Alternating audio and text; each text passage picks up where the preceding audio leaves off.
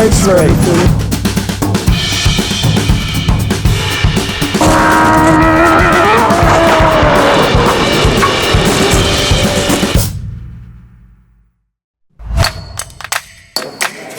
Copy.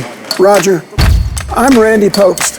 I'm a professional race car driver with a 30-year career driving for factories like Porsche, Audi, Mazda, and Volvo.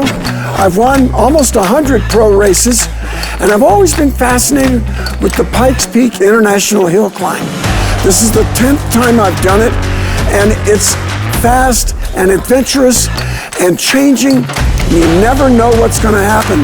So I come back up to the mountain anytime I can. I have always loved cars, and that turned into a love of driving through corners. And here at Pikes Peak, the challenge is greater than any other race on earth. The danger, the changing pavement, the narrow confines of this little mountain road. And we're racing up full speed in 600, 700 horsepower cars. It's a thrill that I can't find anywhere else. I'm addicted to the adrenaline and the feeling of going as fast as I can on a tiny mountain road to 14,000 feet.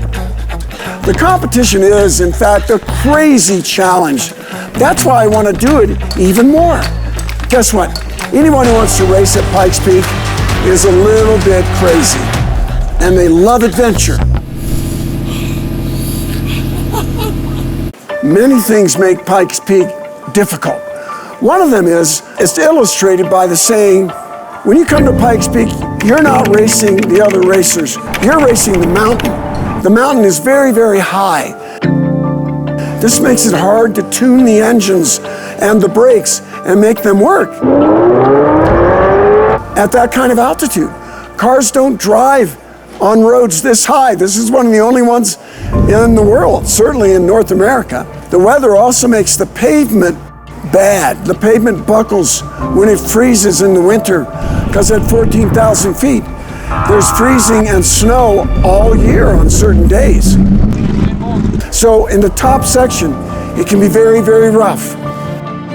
And next, the race is just, it's kind of wild because it's not like a racetrack with walls and guardrails and safety barriers.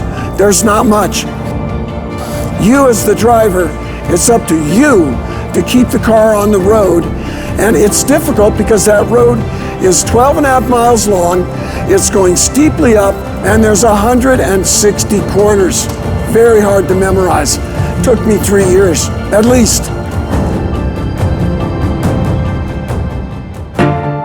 Over the years, I've been watching Pikes Peak. My first entry was in 1995, and I remember Rod Millen, a hero. Actually, I raced with Rod Millen in the North American Touring Car Championship. He ran a Hyundai Scoop back in 1992, which was kind of the first sporty Hyundai that I remember in the early days after the XL. And then later on, his son, Reese Millen, I remember running in the 2000s, I think, or in the teens, in both it was a Genesis Coupe, and doing really well. So I've seen the history, and kind of like the history of Hyundai cars in the United States. Start out small and get better and better and better. Well, quite honestly, I wanted to drive one. I've been to Pikes Peak, and I've seen Hyundai's efforts at Pikes Peak before, and it's always been, well, I wanted to way back up that mountain. The team I was running with wasn't going to be coming back because they couldn't find a way to advance their EV, and the big problem they had actually was the battery derating quickly when it got hot. So I thought that it was a wonderful opportunity for Hyundai, and I was wishing that maybe I could be part of it. Okay, so because I was not here in time to qualify, I am the first car to go up the road. The bad part about that is it's dirty and dusty, it's a mountain road, the grip's not quite as good, and it's cold, it's early in the morning, but hey, I had a great time. I love driving cars fast. The TA Spec IONIQ 5N had a lot of downforce from the splitter and wing. Here's my goals: 3. 1, and most important, get to the summit, get up the mountain. 2, Get it under 10 minutes, because that's my best time in the other EV cars. 3, I thought maybe I could pull a 940 or even faster if I had a really good run and got it all right. For the run, we accomplished the goal. We got up to the top. Goal number 2, I ran a 9-minute, 55-second run, accomplished that. Goal number 3, 940, no, we didn't get there, but I'm proud of what we accomplished with a great team, with a car that I've only driven for a few minutes. 930. What's the significance of the result here at Pikes Peak Highway today? The IONIQ 5N has been developed better than any other electric car that I've driven yet in terms of its brake cooling and its power and its performance. N means something, and Pikes Peak International Hill Climb is a great place to demonstrate it and take care of its potential performance. Thanks, Shirley.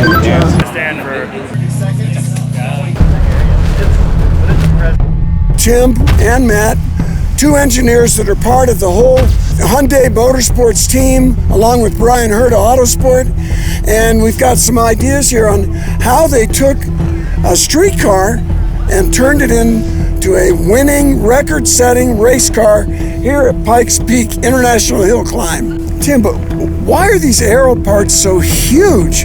Can you tell me why, as a Pikes Peak expert? I mean, a 4-time winner with another car and team. Absolutely. So up here, we're at the start line now, and we're at about 11,000 feet, and we climb all the way to 14,000 odd feet.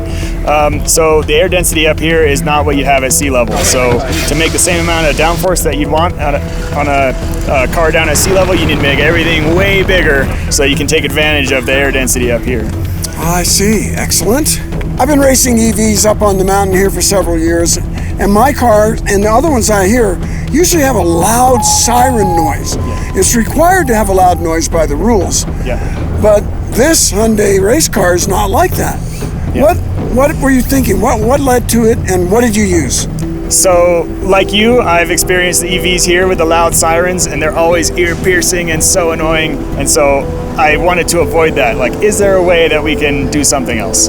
And when the IONIQ 5N showed up, they had the ICE engine sounds that they already developed are already in the production vehicles, but we wanted to use that. And so working with Hyundai, we were able to amplify that sound, bring it all the way up to 120 decibels to meet that rule. And now we're promoting the brand, as well as staying safe for the spectators, the wildlife, and everything else can hear the car coming. Beautiful integration. I've driven several EVs, and they all got their batteries hot right away when they were being driven fast on the racetrack. What are the challenges when it comes to managing, what do you call it, thermal management? Yeah, when you take care of battery temperatures, what are the challenges? So the challenges are that we are taking a significant amount of energy and we're trying to remove that from the battery very quickly. And as we try and remove it very, very quickly, we create a lot of heat. And so we have to take care of that heat in a simple, fast way in order to make sure that we can go as fast as possible. Because as soon as we start to heat that battery up too much, then we're not going to be able to use it to its full capacity. If that battery's too cold, we're not able to use it to its full capacity. So the simple answer is not just make it as cold as possible. The answer is that there is a happy medium that the battery starts at a cooler temperature in order to finish at a cooler temperature. So the main development strategies that we had to work on for this vehicle was we knew how long it was going to take us to get up the mountain. We knew how long we had to manage that heat. And so we would do what we call preconditioning for the battery and for the motors to get them to that perfect optimal temperature where we could still have the maximum amount of energy coming out, and so that we could start at that cool temperature and still have the maximum amount of energy at the top. And it was perfect for what we needed to do. We were able to find that sweet spot to be able to have maximum energy the entire time. I have to agree, Matt. In the cars that I've raced before, EV, they get hot almost immediately. 3 minutes on one, and certainly within 5 minutes. And in the IONIQ 5N, it was flat out all the way up that mountain. I am so grateful to Hyundai Motorsports, and the Brian Herta Autosport team for for giving me a chance to become part of the Hyundai racing team here at the Pikes Peak International Hill Climb today, and to trust me with their car to just get in it and go race it.